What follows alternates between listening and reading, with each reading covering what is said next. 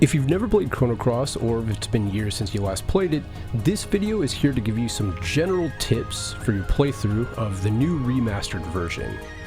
I'm leaving combat tips out for now, since I'm planning on making a battle tips video as a standalone. This video goes over many little secrets and tips that will help you out during your playthrough. If I'm missing some tips that you think would be helpful to know, let me know in the comments. Sometimes people get better tips out of the comments than in the video itself. I feel like the tips I give here are pretty strong though. I even go over how to recruit one of the best characters early in the game that can be easily missed during your first playthrough. That all said, here are my beginner's tips for Chrono Cross. First, let's go over less of a general tip and more of a specific one. At the very beginning, at Arni Village here, you can find a Hecarim bone right here in this back room. If you give the bone to Poshul, he'll join your party, or she'll join your party, I'm not really sure. Chrono Cross rewards exploration a ton, so be sure to talk to people in the village and check areas where you think that elements and items would be hiding. You want to be stealing by using Pilfer or Pillage OFTEN. Lots of bosses have great equipment to steal, and I go over that in a walkthrough guide that I'm releasing while I release these guide videos. Feel free to check that out if you like. In the guide, I'll give common and rare steal information so that you know exactly who to steal from.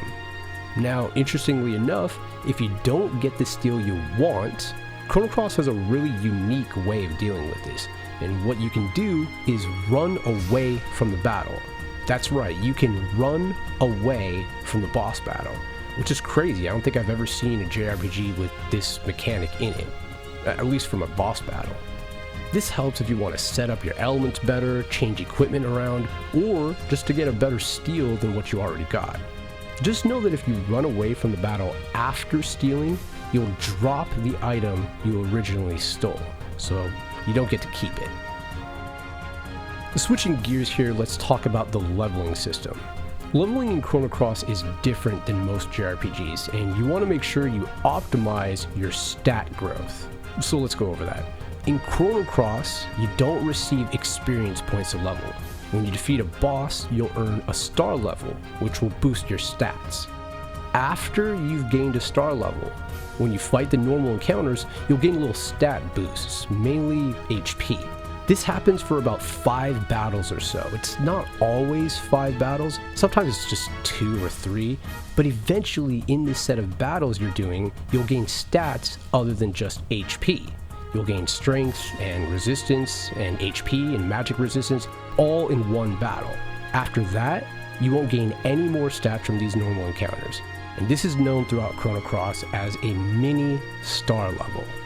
In the remaster, you can turn off the encounter rate, and I think a lot of people are going to do that, but by doing so, they're going to be missing a ton of stats, which is going to make the boss battles a lot more difficult because you're going to have lower stats. So just keep that in mind. It's very important to do if you actually want to have good stats. So to summarize again, after you defeat a boss and gain a star level, fight the normal encounters around 5 times or so. For most of these battles, you'll gain some HP for each fight, until your last fight, which will give you other stat boosts like strength, magic attack, and so on. Now keep in mind, these mini star levels aren't always available. There are times that I've done 5 battles after getting a star level, and all I got was HP bonuses. I never got the big stat upgrade. But most times, I found that you do get the big stat upgrade. Now remember, you can only gain star levels by defeating bosses. If a character dies during a boss battle and you defeat that boss battle while that character is dead, they will not gain the stat bonuses from that star level. So it's really important to make sure that you keep your characters alive when you defeat a boss. So be sure to have those revive elements equipped.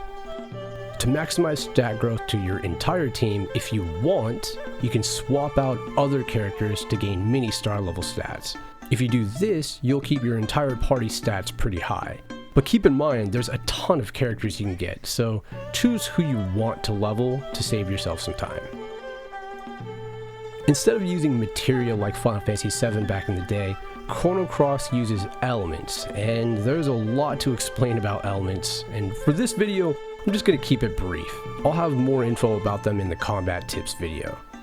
Basically, elements are akin to magic in other JRPGs, and they are equipable. Each character and enemy have an innate element color. Red is opposite to blue, black is opposite to white, and yellow is opposite to green. A character's innate element is important since you deal more damage and take more damage from the opposite element color. For instance, Surge is a white innate, so he'll deal more damage to black innates, and he'll take more damage from black innates as well. If Surge attacks a red, blue, green, or yellow innate, Surge will not have any damage boosts or decreases. Like I was saying earlier, elements are equipped. Each element has a level that determines where it can be equipped on the element grid. For elements that damage enemies, it's always best to use your highest level elements. They do the most damage. So even if your element grid is small and not the most leveled, you can equip a high level element and lower its level on your grid. You'll see that with the indicated -1 or -2. The opposite is also true, where you can equip an element on a higher level, giving a +1 or a +2. And again, I'm going to be going into more of that in depth in the combat video. Elements are replenished at the end of each battle, so there's no need to worry about healing MP or anything like that. I suggest equipping your healing elements at lower levels like 1 and 2. And the reason for that is because it's nice to be able to heal yourself after every battle for free, and having healing elements at lower levels allows you to do so. When you finish a battle, just make sure you still have an element level or 2 so that you can actually heal yourself after the battle. Then there's the field effect, which I'll need to go over much more in the combat tips video. You can pretty much beat the game without knowing much about the field effect, but just know that they boost or decrease the damage based off of the color that's present in the field. Here's another specific tip for you guys. When you get to Termina for the first time, make sure to head to Van's house at the very back here. And behind this staircase, you'll find the Profiteer's Purse, which is extremely useful. Take this over to the blacksmith and disassemble it for 3 iron. You're not going to see iron for a long time, so this is a really good item to get at the beginning of the game.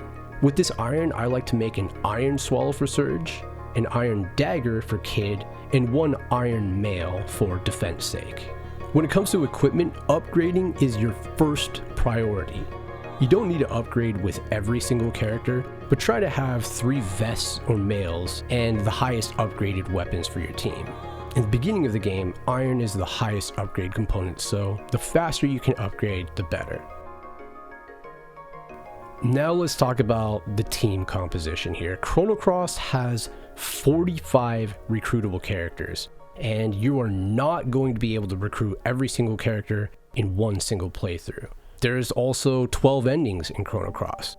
So just keep in mind that this game wants you to play through it multiple times. Now, I'm planning to come out with other videos that'll show you how to get all 45 characters and a specific way to show you how to get all 12 endings without needing to replay the game 12 times.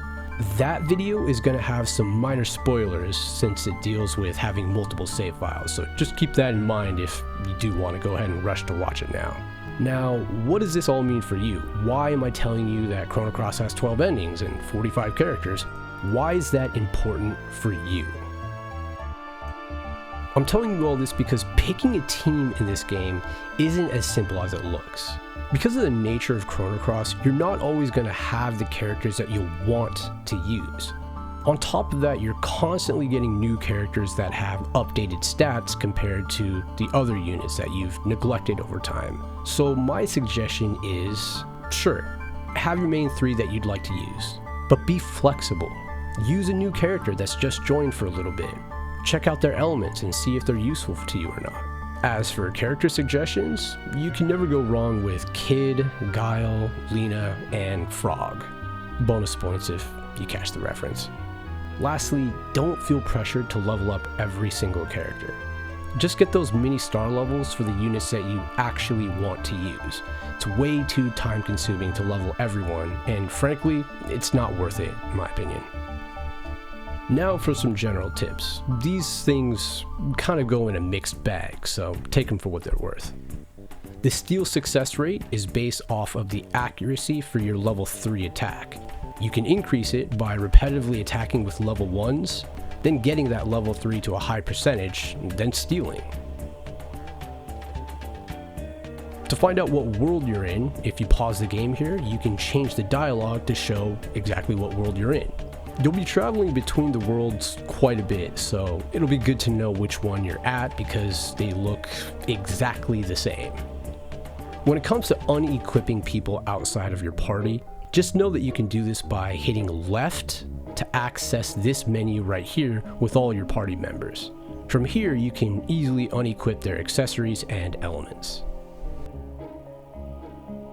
For my last tip for you, when Kid asks to join you at Cape Hal, say no to her 3 times. That's right, 3 times in a row. If you do this, you won't get Kid right away. She will eventually join later on. But instead, you'll get Lena. You're gonna get Kid pretty soon right after that. But if you say yes to Kid instead, you will not be able to get Lena at all in this playthrough. The way I see it, acting like a complete jerk to Kid throughout the game, well, you can't go too wrong if you do that.